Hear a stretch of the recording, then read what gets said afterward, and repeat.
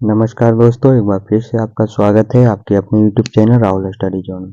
दोस्तों, हम आप लोगों के लिए लेकर के आए जीके के 25 क्वेश्चन जो आपके आने वाले आगामी परीक्षा के दृष्टिकोण से काफ़ी ज़्यादा महत्वपूर्ण साबित होने वाली है। जिस भी क्वेश्चन का आंसर मालूम हो कमेंट बॉक्स में ज़रूर बताइएगा और 25 क्वेश्चन में से आप कितने क्वेश्चन का आंसर दिए हैं वो भी बताइएगा। दोस्तों चलिए, आपका फर्स्ट क्वेश्चन है, जैन संप्रदाय में प्रथम विभाजन के पश्चात निर्मित श्वेतांबर संप्रदाय के संस्थापक कौन थे? जैन संप्रदाय में प्रथम विभाजन के पश्चात निर्मित श्वेतांबर संप्रदाय के संस्थापक कौन थे? इसका राइट आंसर हो जाएगा दोस्तों स्थूलभद्र। सी राइट आंसर हो जाएगा स्थूलभद्र। आपका अगला प्रश्न है, जैन तीर्थंकरों के क्रम में अंतिम कौन था? जैन तीर्थंकरों के क्रम में अंतिम कौन था? तो अंतिम थे दोस्तों महावीर स्वामी। महावीर स्वामी। अब पहले थे ऋषभ देव, ये पहले थे दोस्तों, और अंतिम महावीर स्वामी। आगे बढ़ते हैं, काशी के किस विद्वान ने छत्रपति शिवाजी महाराज का राज्याभिषेक करवाया? काशी के किस विद्वान ने छत्रपति शिवाजी महाराज का राज्याभिषेक करवाया? तो इसका राइट आंसर हो जाएगा दोस्तों श्री विश्वेश्वर जी गंगा भट्ट। सी राइट आंसर हो जाएगा श्री विश्वेश्वर जी गंगा भट्ट, जो छत्रपति शिवाजी महाराज का राज्याभिषेक करवाया था।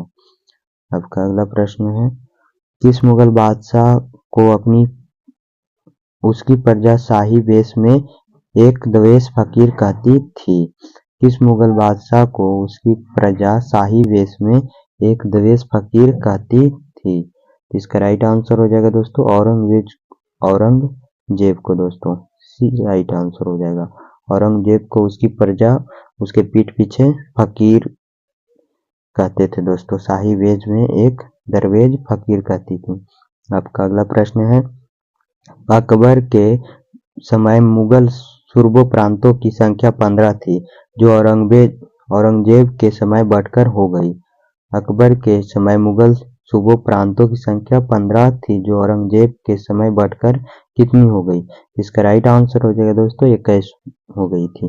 बी राइट आंसर हो जाएगा। आपका अगला प्रश्न है दोस्तों, नील नदी के किनारे बसा नगर कौन सा है? नील नदी के किनारे बसा नगर कौन सा है? इसका राइट आंसर हो जाएगा दोस्तों काहिरा। ये राइट आंसर हो जाएगा काहिरा। अगला क्वेश्चन है दोस्तों, सेंट लॉरेंस नदी के किनारे बसा नगर कौन सा है? सेंट लॉरेंस नदी के किनारे बसा नगर कौन सा है? तो यह है दोस्तों ओटावा, जो कनाडा में पड़ता है। सी राइट आंसर हो जाएगा दोस्तों। आपका अगला प्रश्न है, भारत का सबसे बड़ा मंदिर कौन सा है? भारत का सबसे बड़ा मंदिर कौन सा है? इसका राइट आंसर हो जाएगा दोस्तों श्री रंगनाथ स्वामी मंदिर तमिलनाडु। बी राइट आंसर हो जाएगा दोस्तों श्री रंगनाथ स्वामी मंदिर तमिलनाडु। आपका अगला प्रश्न है, भारत का सबसे बड़ा मठ कौन सा है? भारत का सबसे बड़ा मठ कौन सा है? तो सबसे बड़ा मठ है दोस्तों तवांग मठ, अरुणाचल प्रदेश में स्थित है। बी राइट आंसर हो जाएगा तवांग मठ। आपका अगला प्रश्न है, नोबेल शांति पुरस्कार से सम्मानित किए जाने वाली पहली महिला कौन थी? नोबेल शांति पुरस्कार से सम्मानित किए जाने वाली पहली महिला कौन थी? इसका राइट आंसर हो जाएगा दोस्तों पहली महिला थी baroness Bertha Sophie Felicitas von Suttner. B right answer हो जाएगा दोस्तों, बहुत लंबा नाम। बी राइट आंसर हो जाएगा। ये सब क्वेश्चन आपके एग्जामों में पूछे जा सकते हैं दोस्तों, क्योंकि पिछले बार कई बार एग्जामों में पूछे गए। आपका अगला प्रश्न है, कौन सी संस्था भौतिक विज्ञान के क्षेत्र में नोबेल पुरस्कार प्रदान करती है? कौन सी संस्था भौतिक विज्ञान के क्षेत्र में नोबेल पुरस्कार प्रदान करती है? इसका राइट आंसर हो जाएगा दोस्तों Royal Swedish Academy of Sciences Sweden. Be right answer हो जाएगा दोस्तों, बी राइट आंसर हो जाएगा Royal Swedish Academy of Sciences, जो स्वीडन है।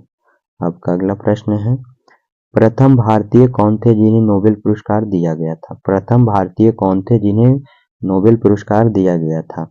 इसका राइट आंसर हो जाएगा दोस्तों रविंद्रनाथ टैगोर को। सी राइट आंसर हो जाएगा। रविंद्रनाथ टैगोर को पहली बार नोबेल पुरस्कार दिया गया था। आपका अगला प्रश्न है काहिरा मिस्र किस नदी के किनारे बसा है? काहिरा किस नदी किनारे बसा है? तो अभी बताएं तो दोस्तों नील नदी किनारे। सी राइट आंसर हो जाएगा दोस्तों नील नदी किनारे। आपका अगला प्रश्न है संघाई चीन किस नदी किनारे बसा है? संघाई चीन किस नदी किनारे बसा है? तो इसका राइट आंसर हो जाएगा दोस्तों यांगत्जी नदी। यांगत्जी नदी ये राइट आंसर हो जाएगा। आपका अगला प्रश्न है बृहस्पति ग्रह की खोज किस वैज्ञानिक ने की थी? बृहस्पति ग्रह की खोज किस वैज्ञानिक ने की थी? तो इसका राइट आंसर हो जाएगा दोस्तों गैलीलियो ने। बी राइट आंसर हो जाएगा। बृहस्पति ग्रह की खोज गैलीलियो ने की थी। आपका अगला प्रश्न है सूर्य की परिक्रमा पूरी करने में सबसे अधिक समय कौन सा ग्रह लेता है? सूर्य की परिक्रमा पूरी करने में सबसे अधिक समय कौन सा ग्रह लेता है? तो इसका राइट आंसर हो जाएगा दोस्तों वरुण। ये राइट आंसर हो जाएगा क्योंकि ये बहुत ही दूर में स्थित है दोस्तों। आपका अगला प्रश्न है चीन कब आजाद हुआ था? चीन कब आजाद हुआ था? तो चीन आजाद हुआ था दोस्तों 1 अक्टूबर 1950 को। 1 अक्टूबर 1950 को आजाद हुआ था दोस्तों। बी राइट आंसर हो जाएगा। आपका अगला प्रश्न है भरतपुर का संस्थापक कौन था? भरतपुर का संस्थापक कौन था? तो महाराजा सूरजमल थे दोस्तों। ए राइट आंसर हो जाएगा। भरतपुर का संस्थापक कौन था? तो महाराजा सूरजमल। आपका अगला प्रश्न है पटना का संस्थापक कौन था? पटना का संस्थापक कौन था? तो उदयन थे दोस्तों। बी राइट आंसर हो जाएगा उदयन। आपका अगला प्रश्न है गंगा की दो प्रमुख धाराएं कौन सी है? गंगा की दो प्रमुख धाराएं कौन सी है? तो इसका राइट आंसर हो जाएगा दोस्तों भागीरथी और अलकनंदा। ये राइट आंसर हो जाएगा। भागीरथी और अलकनंदा हो जाएगा दोस्तों।